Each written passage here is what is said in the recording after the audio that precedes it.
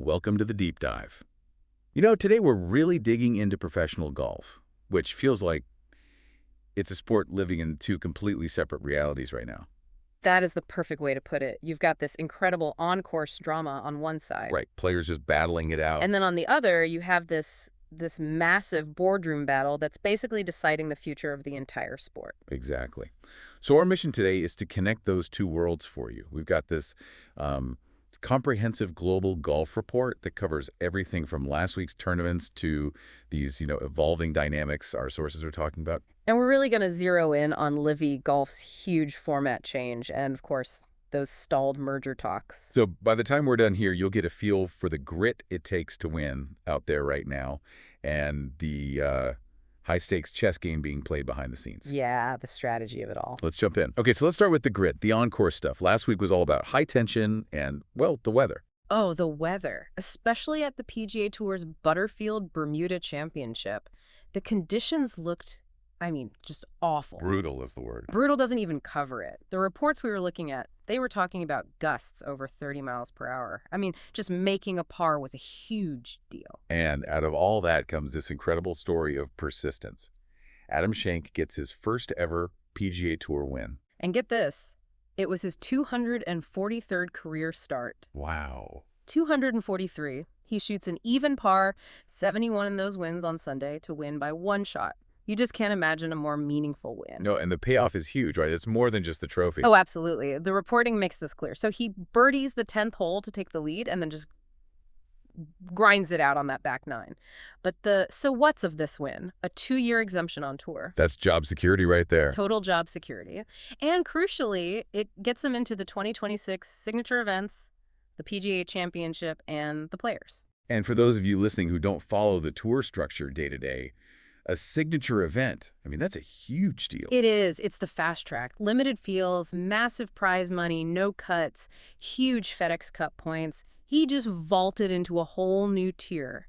And the runner-up, Takumi Kanaya, missed out on all of that by just one stroke. The margins are just razor thin.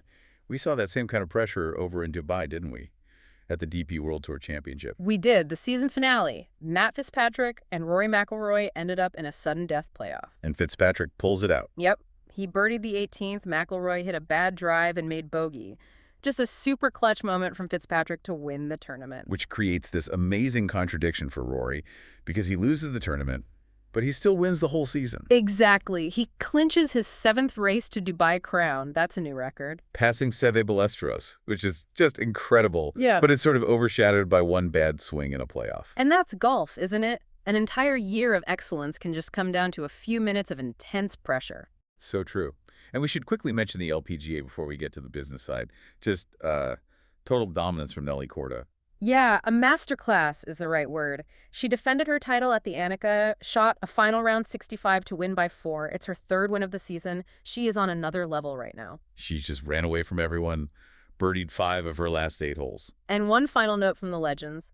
Bernhard Langer, at 68 years old, he closes out his unbelievable career with a runner-up finish. A perfect send-off. It's just a wild contrast, isn't it? You have Schenk battling wins for his job, and then, a world away, you have executives in a boardroom arguing about the number 72. That's the perfect transition, because this is where things get really interesting. Off the course, Livy Golf announced what sources are calling a seismic shift. Right. They're changing their entire model. Starting in 2026, all their events are moving from 54 holes to 72 holes. 4 days. It's a massive concession, a really dramatic, pragmatic move back towards tradition. But wait a minute. Didn't they spend the last 2 years telling everyone that 72 holes was boring and outdated? Isn't it just a bit hypocritical? Well, it's purely strategic. You're right. The optics are, let's be honest, pretty bad. But it's not about philosophy anymore. The driving force here is one thing and one thing only. Getting those official world golf ranking points. The OWGR points. Okay. The OWGR guidelines have always heavily favored the 72-hole format. It's seen as the, quote, full test.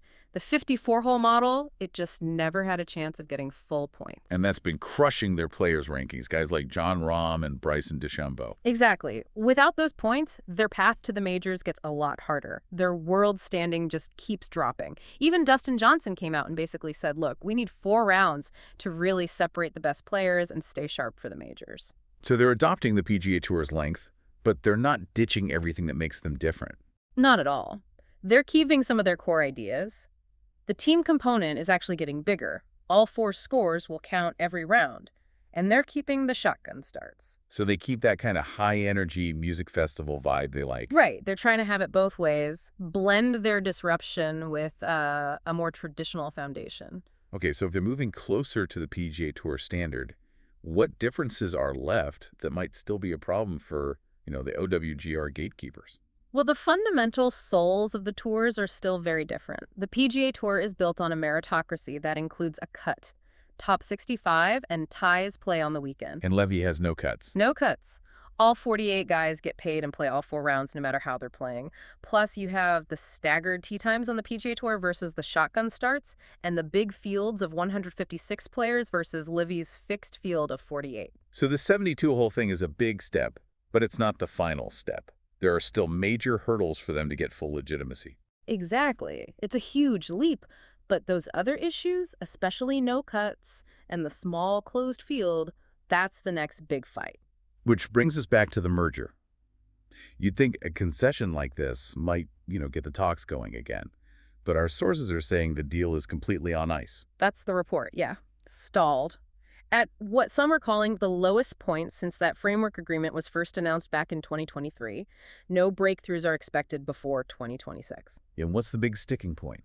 It's the vision for the future. PGA Tour Commissioner Jay Monahan, he's insisting on a true merger. And what does true merger actually mean? One unified tour? It means full integration. One calendar, one set of rules, one governing body. Apparently, the tour recently rejected a big investment offer from the PIF because the deal would have let V continue to exist as his own separate tour. So the PGA Tour wants control, not just a cash infusion to fund a rival. They want unity, not just money to continue the fragmentation. And in the meantime, who suffers? The fans, who get a diluted product, and the players, who are all stuck in this limbo. And that limbo all comes back to the OWGR.